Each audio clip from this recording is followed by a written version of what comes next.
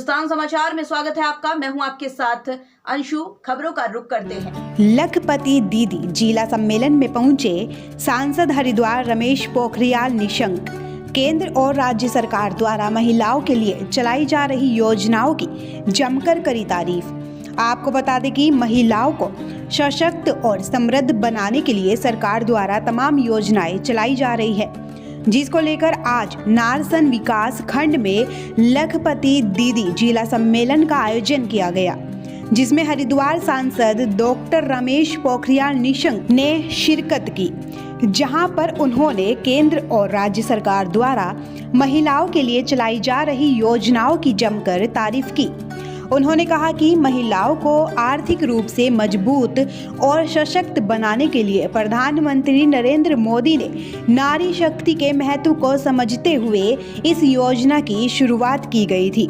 उन्होंने कहा कि इस योजना के माध्यम से स्वयं सहायता समूह से जुड़ी देश की महिलाएं आर्थिक रूप से सशक्त होंगी। महिला मोर्चा में यहाँ पर हमारी जो लखपति बहनें हैं उनका एक महासम्मेलन किया। आपने देखा है कि आज यहाँ पर हज़ारों की संख्या में महिलाएं एकत्रित हैं और ये वो महिलाएं हैं जो लखपति बन गई, जो उससे पहले लखपति नहीं थी और आज के दिनांक में वो लखपति हो गई हैं।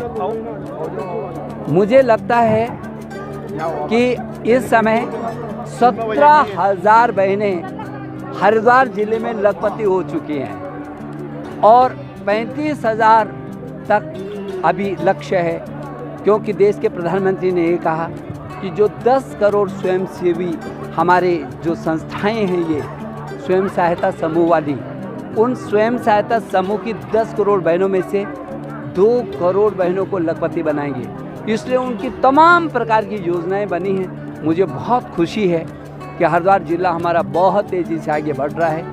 हमारे यहाँ 17,000 बहनें लखपति हो चुकी हैं। हम 35,000 बहनों को लखपति बनाने की दिशा में बहुत तेज़ी से आगे बढ़ रहे हैं। आज भी आपने देखा कि यहाँ लक्ष्मी किट वितरण से लेकर के प्रधानमंत्री आवास की चाबी से लेकर के, और ये नारसन ब्लॉक बहुत तेज़ी से गतिविधियों को बढ़ा रहा है।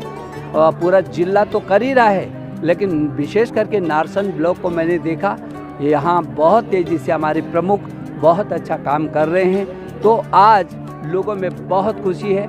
आपने देखा कि मंच पर आकर के महिलाओं ने प्रधानमंत्री जी को धन्यवाद दिया।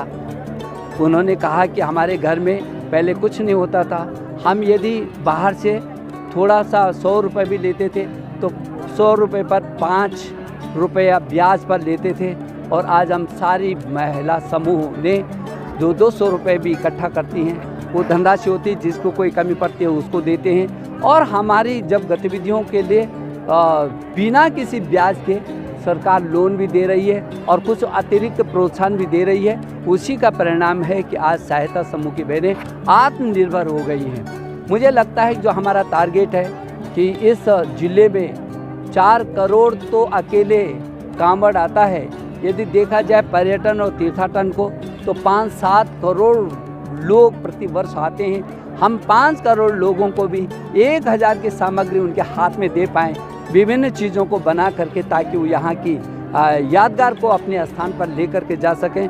तो 25,000 करोड़ इसी जिले में लोगों के जो बहनों की, जो स्वयं सहायता समूह के लोग हैं, उनकी जेबों में जाएगा। जिला समृद्ध होगा और तेज़ी से इसका परिणाम है, प्रमाण है कि 16,000 बहनें इन 2-3 साल में ही लखपति हो चुकी हैं। तो ये थी फिलहाल की छोटी बड़ी खबरें। ऐसी ही तमाम खबरों से जुड़े रहने के लिए बने रहिए हिंदुस्तान समाचार के साथ। नमस्कार। देखते रहिए हिंदुस्तान समाचार, क्योंकि सच देखता है हिंदुस्तान।